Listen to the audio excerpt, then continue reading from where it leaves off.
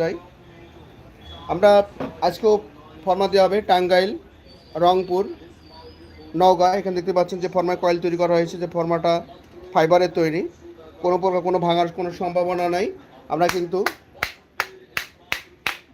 দেখানো হচ্ছে প্রচুর পরিমাণ, এটা কিন্তু হার্ড। আমরা সুতোগুলো টেনে নেব, এখানে প্রত্যেকটা কয়েল আমরা কিন্তু সুতো টেনে নেব।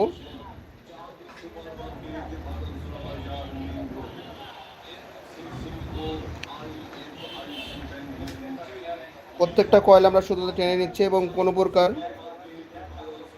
একটা তারের মধ্যে ঢোকার কোনো লাইন না। দেখেন পাট পাট, এখানে কিন্তু দেখতে পাচ্ছেন পাট পাট।